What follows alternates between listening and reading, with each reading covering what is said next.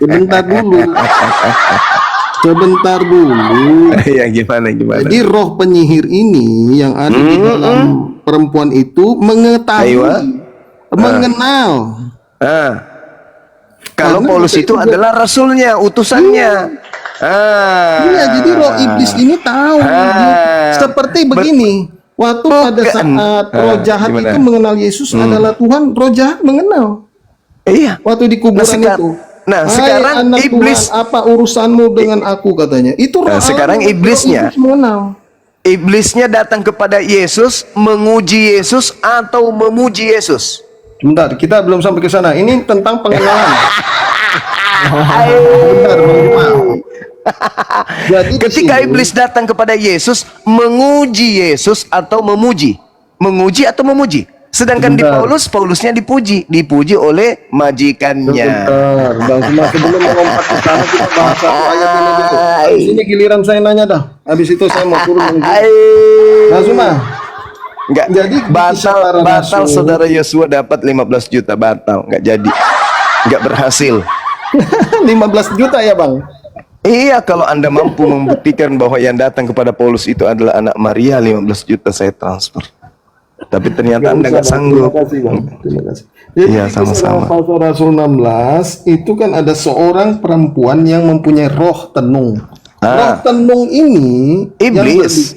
Iya, berkata kepada Paulus. Anggap aja begitu kan, berarti dia ini mengenal. Sebentar, Anda arti mengenal tidak? Mengetahui. Tahu, saya tahu. Maka itu roh itu berkata, orang ini adalah hamba Allah yang maha tinggi. Berarti salah yang dikatakan Anda bahwa Paulus ini penyesat. Padahal roh iblis ini aja tahu. Dia berkata kepada Paulus, orang ini adalah hamba Allah yang maha tinggi. Terus kenapa Paulus keberatan? Kenapa Paulus marah? Iya, hal itu dilakukannya beberapa hari lamanya. Jadi dia mengikuti terus. Bagus dong. Ya, sebentar. Tetapi ketika Paulus tidak tahan lagi akan gangguan itu, ya terus diikutin tiap hari. Mungkin bosen. Dia berpaling dan berkata kepada itu. Ya benar. Ya kan, di sini kan Paulus. Nah, ini kita berbicara fakta. Paulus tidak tahan lagi akan gangguan itu. Dia berpaling dan berkata kepada roh itu. Jadi roh yang di dalam roh yang jahat itu diusirnya dari perempuan itu dengan demi nama Yesus Kristus, aku menyuruh engkau keluar dari perempuan ini. Seketika itu keluarlah roh itu. Jadi bagaimana mungkin si Paulus ini yang Anda katakan roh jahat mengusir roh jahat? Saudara, Anda baca buku Ayub, kitab Ayub nomor 1, bab 1 nomor 12. Maka firman Tuhan kepada iblis. Bang Juma, begini aja Bang Juma. Segala yang dipunyai. Satu aja Bang Juma. Anda kan introduksi saya terus. Sekarang saya mau satu aja tanya. Iya gimana ya? Iya gimana kawan? Oke. Di dalam Quran surat 15 ayat 35, Allah berfirman kepada iblis, keluarlah dari surga karena kamu sungguh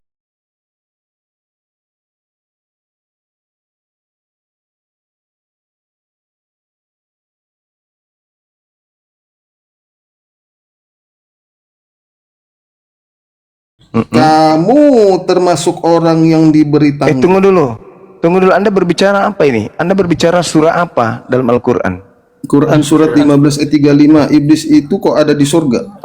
Al-Hijr, Bang. Al-Hijr ya? Oke. Ya Anda coba lihat di dalam Ayub 1 nomor 12 tadi yang kubilang. Waduh.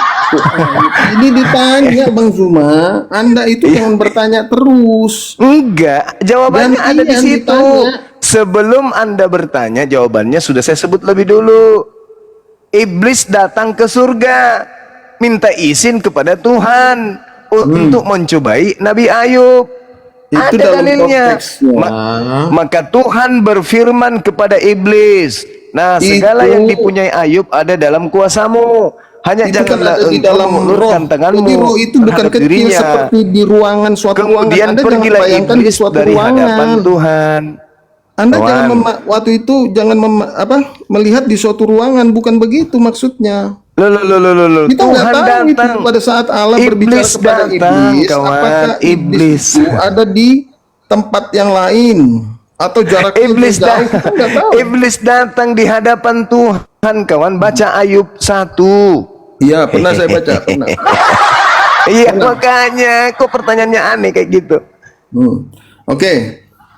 Sekarang Udah saya ya? tanya, berarti Udah iblis ya? ini yang Anda katakan kan ada di surga di Quran 15 ayat 35. Betul tidak? Iya.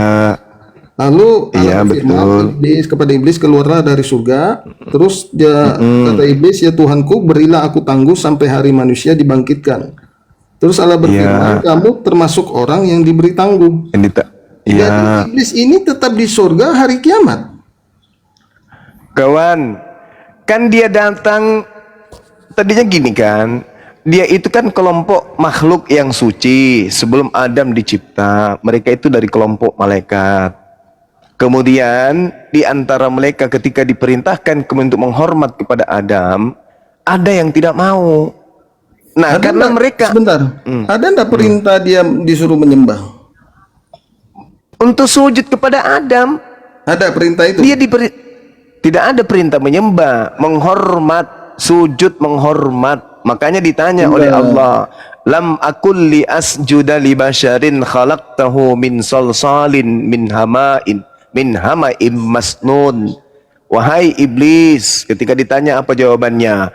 Aku sekali-kali tidak akan sujud kepada manusia yang engkau telah ciptakan dari tanah liat kering. Bang Zuma, dia nggak disuruh. Disuruh Hanya malaikat. ketika ya iblis, malaka alla takuna ma'as sajidin. Allah berfirman kepada iblis, wahai iblis, apa sebabnya kamu tidak mau sujud bersama dengan mereka? Apa? Kenapa kamu tidak mau bersujud kepada mereka, sama bersama dengan yang lain? Kenapa? Iblis mengatakan, aku sekali-kali kemudian tidak akan sujud kepada manusia. Nah, kalau begitu, keluarlah kamu dari surga, karena sesungguhnya kamu terkutuk. Terus? Nah, lalu kemudian Allah mengatakan, kutukanku ini menimpamu sampai hari kiamat. Iblis menjawab, wahai Tuhanku, kalau begitu berilah penangguhan kepadaku sampai hari aku dibangkitkan. Nah, inilah yang datang kepada Paulus. Loh, sebentar. Iblis inilah yang panjang umur ini yang datang kepada Paulus. Bang Juma, ini saya catat. Ya, terus? Jadi iblis itu meminta kepada Allah untuk ditangguhkan. Iya, memang betul. Kenapa iblis itu meminta kepada Allah ditangguhkan dan iblis mengabulkan? Untuk apa? Loh kok iblis mengabulkan? Loh, Anda baca iblis Kejadian kan- 3. Anda baca Kejadian 3. Sebentar. Ya, Iblis supaya kan Anda bisa meminta. menerima jawaban saya. Karena kalau saya mengatakan di Al-Quran, Anda tidak akan mungkin percaya. Kejadian 5, Kejadian 3 nomor 15, di situ Tuhan mengatakan, Ini Al-Quran. saudara, Anda cari kan jawabannya bertanya, di Alkitab, Anda kan Bang. bertanya, kenapa ditangguhkan? Kan Anda bertanya, kenapa ditangguhkan? Jawabannya ada di Bible. Aku akan mengadakan permusuhan antara Di Al-Quran, Bang. Loh. Al-Quran itu wahyu Allah, bukan jawabannya di Bible. Anda tidak percaya keimanan Anda atau bagaimana? Saya percaya. Jangan ambil dari Bible. Coba. Kenapa bisa? Apa larangannya? Apa perintahnya? Katanya Anda tidak mempercayai Bible. Loh, saya percaya itu surat kabar kok. Nah, berarti Anda percaya tentang Bible. Ya, saya percaya itu surat Berarti kabar. Anda percaya tentang Bible. Ya, saya percayalah. Kenapa Kalau emang? begitu Anda mengaku Yesus Kristus anak Tuhan yang menjadi manusia. Saya percaya bahwa dia adalah hamba Tuhan yang menjadi manusia. Ya benar, memang. Ya, memang betul. Terus masalahnya di Berarti mana? Anda sudah mengakui, Bang Zuma. Saya akui apa? Yesus itu adalah hamba yang diutus oleh Sang Bapa Ya, memang untuk datang betul. ke dunia ini untuk menebus dosa-dosa manusia, karena Bapa itu yang Maha Kudus, Maha Suci, nggak bisa turun ke dunia. Oh, enggak. Maka Itu salah. Itu penipuan perkataan itu. Sang Bapa itulah yang menjadi Itu manusia. penipuan. Itu enggak ada. Seperti itu enggak ada. Di mana di dalam kitabnya Yahudi dikatakan Tuhan datang menjelma menjadi manusia untuk menebus dosa manusia, enggak ada. Nah, sekarang begini. Ketika Anda menolak Kejadian 3 nomor 15. Memang orang Yahudi Saya tidak jawab pakai menerima, Al-Quran. karena Saya jawab ahli pakai Taurat Al-Quran. juga itu Saya yang jawab pakai Al-Quran. menghukum Yesus disalib, ahli-ahli Taurat. Saya jawab pakai Al-Quran kalau gitu. Al-Quran mengatakan, qala bitu ba'dukum li ba'din adu walakum fil ardi mustaqarru wa mata'un ilahin. Allah berfirman, turunlah kamu akan saling bermusuhan satu sama lain. Bumi Tadi adalah ditangguhkan. Ya iya kan ditangguhkan. Makanya umat Islam memahami bahwa iblis dan manusia itu bermusuhan, bukan kerjasama kayak di agamamu. Bentar Bang Juma. Bang Juma, Apa? tadi kan iblis meminta kepada Allah. Iya. Saya ditangguhkan. Apa jawaban Allah? Kamu ditangguhkan. Berarti Iya, itu masih maka di surga, Bang. Maka itulah kemudian ditangguhkan. Adam turun ke bumi, dia juga turun Sebentar ke bumi. dulu, Bang. Sebentar dulu. Anda Apa ini orang? Anda bertanya, saya menjawab. Giliran saya menjawab, sebentar dulu. Anda mau ngapain? enggak, Anda meloncat, Bang Juma. Saudara, dengarkan saya. Dengarkan saya. Adam dicipta oleh Allah. Sebelum dicipta, Allah mengatakan kepada para malaikat, termasuk iblis, wa isqala rabbuka lil malaikati inni ja'ilun fil ardi khalifah. Wahai makhluk langit, aku hendak menciptakan kemudian seorang manusia, seorang pemimpin makhluk sebagai khalifah di atas muka bumi ini. Dari situ muncul kecemburuan. Kemudian dari malaikat yang ada di sana, hatinya membara. Kemudian mereka nggak suka mendengarkan berita itu. Maka kemudian ketika Adam dicipta, sebagian daripada malaikat yang disuruh ini kemudian tidak mau sujud. Itulah yang, maka mereka kemudian yang tadinya Azazil disebutlah kemudian iblis. Jadi iblis itu sifat pembangkang. Maka ketika kemudian dia bersumpah, aku akan menyesatkan, akan membuktikan bahwa manusia itu sebenarnya lebih rendah derajatnya daripada aku lebih pantas jadi pemimpin, bukan mereka. Maka iblis minta penangguhan usia. Maka Allah menangguhkan, mengiyakan. Makanya di dalam Al-Quran dikatakan, qala bitu ba'dukum lima'adin adu walakum fil ardi mustaqarru wa mata'un ilahin. Seirama dengan Kejadian 3 nomor 15 yang Anda tolak tadi. Kalau Anda menolak Kejadian 3 nomor 15 di mana Tuhan mengatakan, aku akan mengadakan permusuhan antara keturunanmu dan keturunan perempuan ini. Anda tolak itu kan? Maka saya larikan ke Al-Quran. Al-Quran juga mengatakan hal yang sama. Turunlah kalian dari surga ini ke bumi. Kamu akan saling bermusuhan satu sama lain antara keturunanmu dan keturunannya, keturunan iblis dan keturunan daripada perempuan itu, yaitu adalah Hawa. Itu aja pun. Sudah. Nah, apa lagi permasalahannya di mana? Jadi tadi kan iblis meminta penangguhan kepada Allah. Iya. Terus Allah, oke, setuju dah gitu kan? Iya. Nah, setelah ditangguhkan itu ceritanya gimana? Setelah ditangguhkan, iblis kan masih Ditangguhkan, di surga. itulah yang terjadi. Manusia dan iblis bermusuhan sampai hari ini, bukan berteman kayak di agamamu, Cak Ayu. Inilah utusan dari yang maha tinggi yang menjadi Bang juru Usman. selamat bagi kalian. Itu berteman namanya. Makanya Paulus tidak mau diketahui kalau sebenarnya dia itu utusan setan. Makanya setannya Bang diusir. Usman. Hus, jangan sampai ketahuan kalau kita berkongsi. Itu maksudnya Paulus mengusirnya di kisah Paulus 16 itu. Setan, lari kau di sini, bikin malu aja. Jangan di sini, bro. Nanti kalau mau ngopi di belakang layar. Jangan kau terteriak bahwa aku ini utusan. Kau ini masa Jadi kau yang begini. memperpamerkan saya sih, setan. Itu maksudnya. Oke. Jadi kan tadi iblis kan ditangguhkan, Allah setuju ditangguhkan sampai manusia Habis, manusia habis semuanya. nanti sampai hari kiamat dibangkitkan. Sekarang yang saya mau tanya, pada saat dia ditangguhkan itu, Adam dan Hawa makan buah terlarangnya di mana? Iya di surga lah, Cak Ayu. Di mana lagi? Apa lu pikir? Siapa yang menyuruh Hawa makan buah terlarang itu? Iya si iblis tadinya kan sudah bersumpah, aku akan membuat dia jatuh. Aku akan membuat dia jatuh. Sudah, akan saya catat. kan gitu. Sudah saya catat Bang Juma. Jadi begini. Pada saat dia tidak mau itu ada cerita ini juga ada di cerita di kitabnya Yahudi yang kalian ambil. Ada juga. cerita ini? Adam dan Hawa itu di bumi makan buah terlarang. Nenekmu kiper, bagaimana ceritanya di bumi, Nih. Cak Ayu? Alamak. Nih saya bacakan di Kejadian. Oke, silakan Anda tunjukkan kalau itu di bumi, silakan. Kasih Sebelum tahu di sampai Irak, sana. bilang di Irak pokoknya Pak dia. Sebentar, sebelum saya ke sana dulu ya, sebentar Bang Jumaya. Jadi yang tadi saya sudah catat, iblis kan nggak mau tunduk Adam dan Hawa. Ya, Terus dia ditangguhkan. Oke, ditangguhkan berarti diampuni 1 kali. Setelah itu dia ini rupanya bandel iblis ini, gara-gara di surga dia didiamkan, ditunggu. Oke, kamu di surga aja. Dia mencoba Adam dan Hawa ini lagi. ya emang, Sehingga makan buah terlarang itu. Iya makanya dia datang inilah mencobai kesalahan. kalian. Kok Kesalahan siapa ini sebenarnya sampai membiarkan iblis ini mencobai iblis ini dibiarkan di surga sehingga dicobai Adam itu sampai 2 kali. Bagaimana ceritanya ini? Bagaimana ceritanya? Iblis bersumpah akan menyesatkan Adam dan keturunannya. Itu setelah dimakan buah terlarang terus dia dihukum. Waduh, itu belum, Cak Ayu.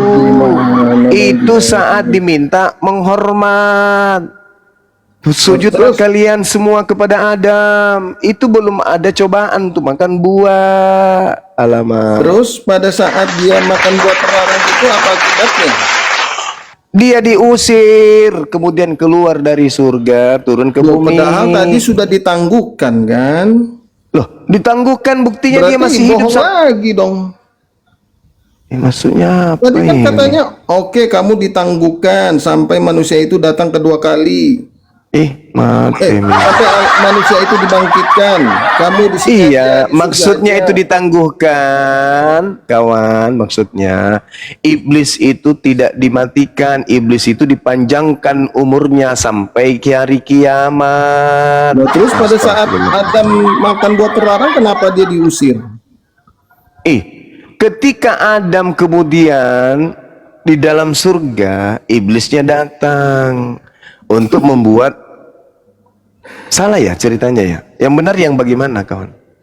Begini, kalau menurut kitab Taurat Yahudi, Gimana Taurat ceritanya? dia dari Taurat. ya tadi kan ada hubungannya, kata Yesus, aku dinubuatkan. Gimana? Nggak ada hubungannya, dengan Yesus, nggak ada hubungannya dengan setan itu, nggak ada. Ada di ini. Apa tadi, hubungannya kejadian itu dengan Yesus? Lukas 24, 44, 45 harus digenapi tentang aku di kitab Taurat.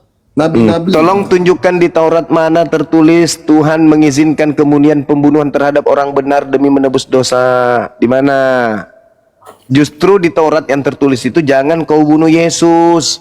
Keluaran 23 nomor 7 nomor 8. Doa ada nubuat tentang Yesus. Coba kau tunjukkan di dalam Taurat nubuat Yesus mati dibunuh untuk dosa-dosa orang Kristen. Di mana tertulis itu? Di mana? Di Yesaya 7:14, Yesaya 9 Itu bukan Taurat, Yesaya itu bukan Taurat, Cak Ayu.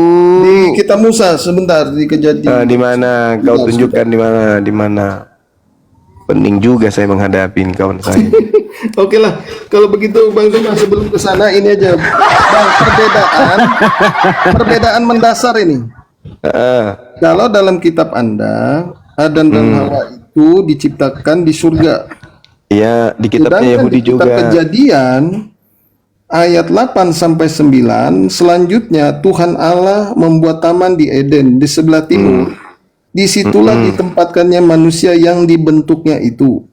Lalu Tuhan Allah menumbuhkan berbagai-bagai pohon dari bumi yang menarik dan yang baik untuk dimakan buahnya. Dari bumi kan? Ini sangat kontras. Dari bumi kan? Sedangkan dalam kitab Taurat itu dikatakan di bumi, kenapa di kitab Anda ada di sorga? Padahal di sebentar Bang.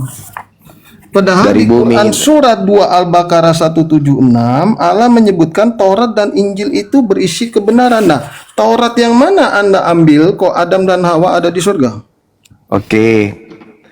Ya, meskipun sisa terjemahan yang nggak ada lagi kitabnya Nabi Musa ya. Anda baca di dalam Kejadian 3 nomor 23, Adam diusir dari Eden ke bumi. Itu dulu. Kejadian 3. Baca. Nomor 23. Anda baca di situ. Apa tertulis di situ? Baca dengan pelan-pelan, jangan pakai nafsu. Baca aja pelan-pelan. Lalu Tuhan Allah mengusir dia dari Taman Eden supaya ia mengusahakan tanah dari mana ia diambil. Nah, kemana itu dia pergi? Ya Taman Eden itu bukan ukurannya 10 kali 10 bagaimana? Besar itu. Manra selamiaju. Di situ jelas tertulis Nabi Adam itu kemudian diusir dari Ganbi Eden. Menuju kemana? Menuju kemana? Ya keluar dari Taman Eden. Dunia ini kan luas. Ke? Ya keluar dari Kemana? Taman Eden. Gak disebut. Ya kemana? Diusir dari Taman Eden kemana? Ia menghalau manusia itu dan di sebelah timur Taman Eden ditempatkannya nyala beberapa kerup dengan pedang yang bernyala-nyala dan menyambar-nyambar untuk menjaga pohon kehidupan. Gimana tadi itu? Coba dibaca lagi baik-baik kejadian 3 tadi itu, coba nomor 23. Coba Oke, Anda baca Bang, lagi. Sebentar, saya mau turun. Terima kasih sudah. Anda tertawa terserah Anda. Mentok dia. Belek kok sede. Udah mentok dia. Terima kasih semua abang-abang. Kalau ada Yosua. saya minta maaf. Yosua, Iya, kawan. Yosua, itu Taman Eden itu di negara mana?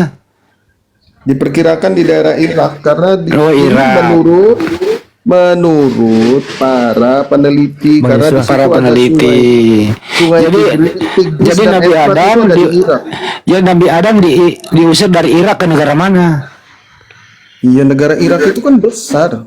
Dari RT berapa ke RT berapa?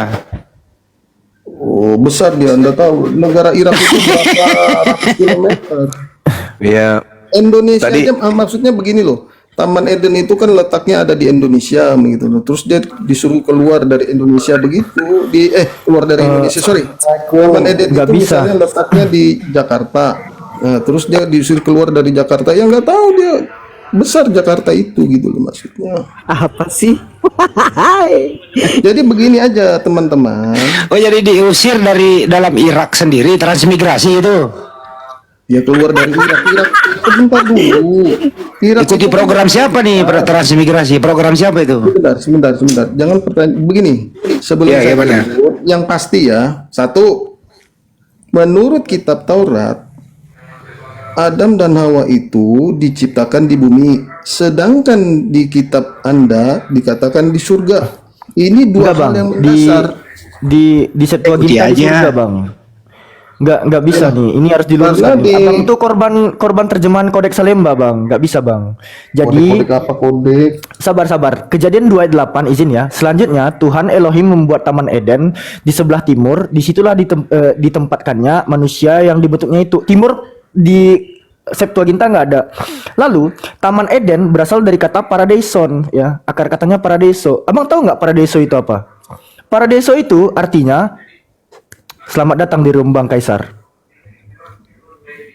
Di surga, Cahayu. Makanya kalian jangan jadi korban terjemahan lembaga Salemba Indonesia gitu. Ya, sebentar Bang, sebentar. Paradiso itu surga. Sebentar.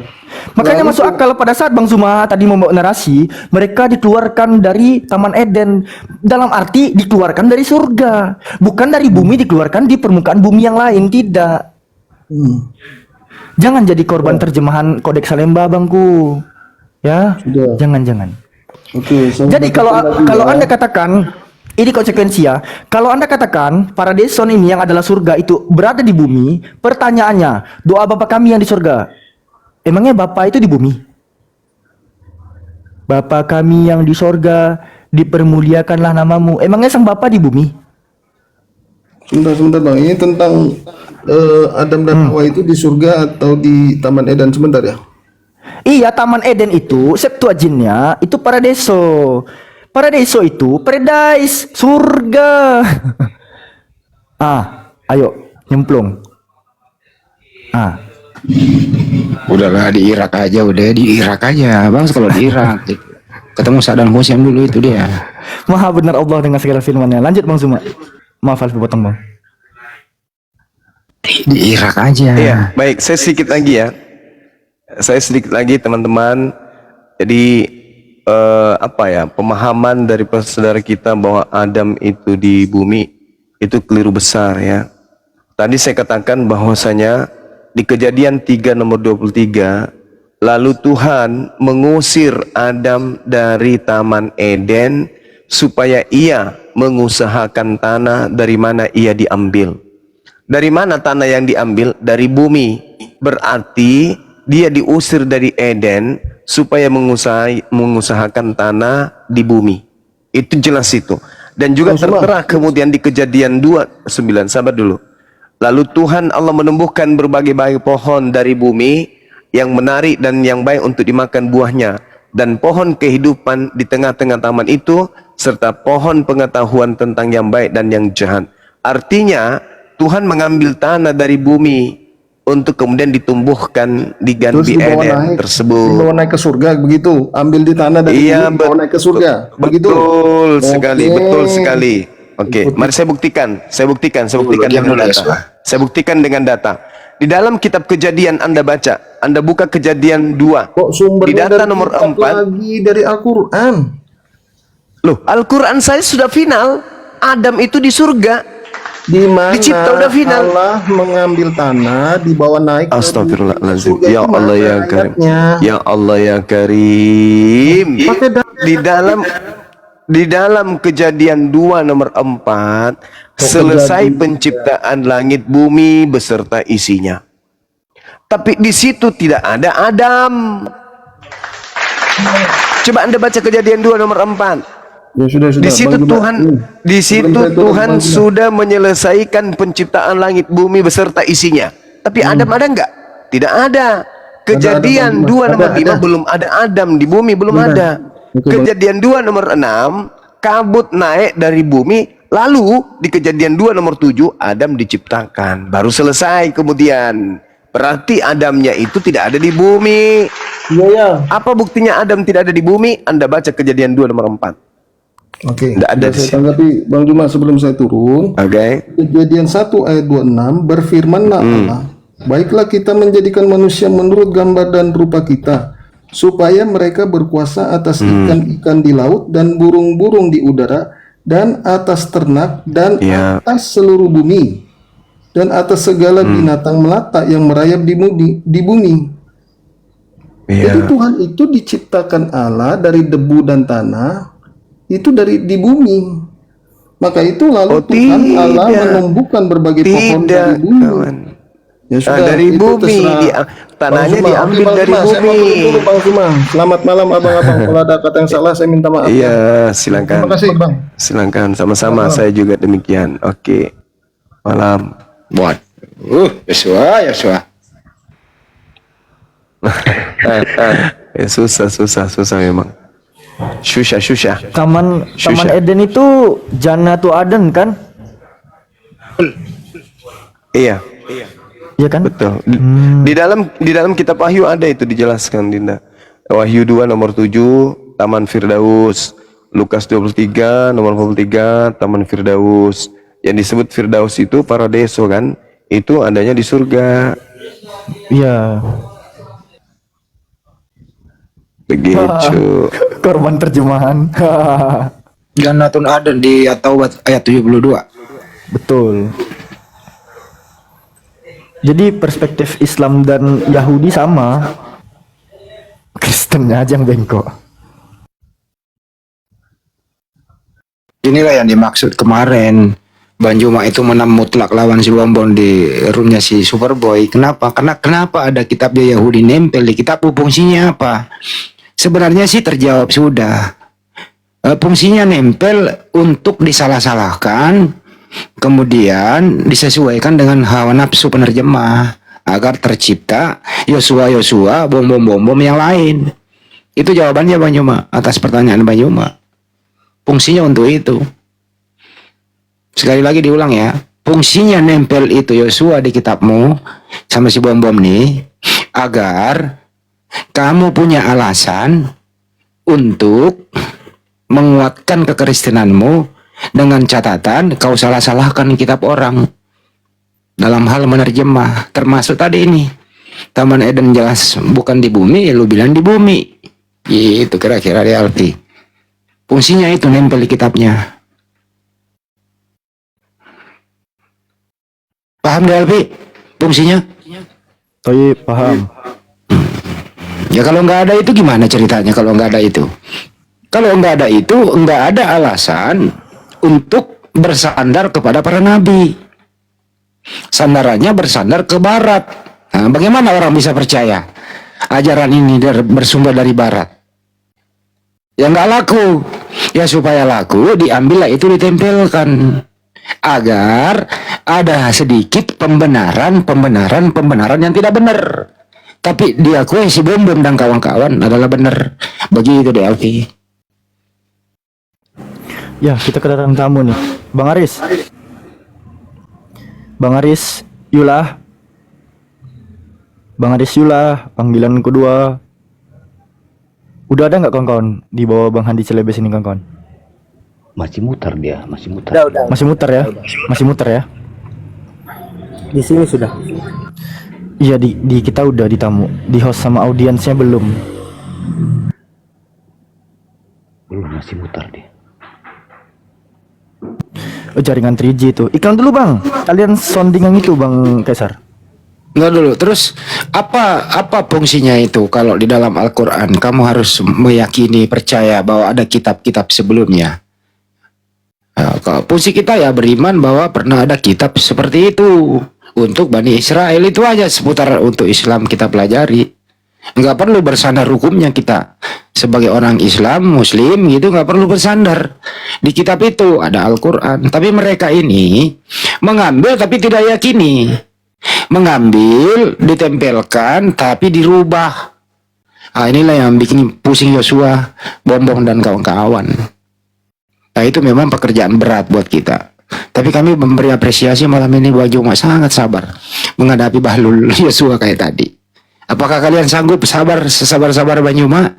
Silakan ukur diri Anda sendiri. Kalau saya masih di bawah garis kesabaran, makanya gue diam dari tadi. Makasih Delvi. Sama saya pun tadi emosi itu Bang Handi. Masya Allah ya. Lanjut Gurunda. Hikmah puasa menahan nafsu ini ada sebenarnya kan, meskipun udah malam nggak lagi puasa gitu kan, tapi Makanya kalau siang saya jarang nongol, takut puasa gue makruh. Oh iya. Hindari dulu medsos. Bang Handi. Ya. Oh iya, Tadi sempat saya mau tanya sama Alfi, Bang Handi kemana ya? Tidak pernah nongkrong. Ternyata kalau tahan siang itu ya, Bang. Kalau siang aku di belakang tembok dulu bang. Aku di belakang tembok, gak kuat gua. Makruh nanti puasa gua, benar. Jam 8 setengah 9 lah baru gua nongol. Benar itu. Kalau Banyumas masih sanggup siang, sabar gitu. Karena mereka ini adalah kalau siang hari itu mereka ini alat uji ya. Kalau siang itu mereka ini alat uji, menguji ketakwaan kita menjalankan ibadah puasa. Termasuk alat uji. Yang sanggup lulus ujian monggo, yang tidak sanggup makruh puasa lo. Kalau gua nggak sanggup, makanya gua silent kalau siang. Gitu deh Jul. Loh. Mantap Bang Handi, mantap Deng. Bang Kaisar cek WA bang. Halo Kak Lis. Kak Lis. Halo, Kak Lis. kepencet. Kayaknya kepencet tuh ini aja. Kok bisa kepencet Kak? Enggak tahu. Maaf ya tadi tap-tap kayaknya. Oh lagi tap kepencet. Oh. Siapa tahu ada mau disampaikan Mohon maaf, mau disampaikan. Enggak ada sih. Oh enggak ada. atau ada yang tidak ingin disampaikan? Enggak ada juga. Ya karena mungkin sudah tersampaikan. Karena penyampaian itu kan sudah disampaikan ya. Jadi nggak usah disampaikan Mbak. Karena penyampaian itu memang harus disampaikan. Bagaimana? Setuju untuk disampaikan? Gimana ya? Bingung. Ya, silakan. Iklan. Kakak Lis ini muslimah kah? Muslimah, alhamdulillah.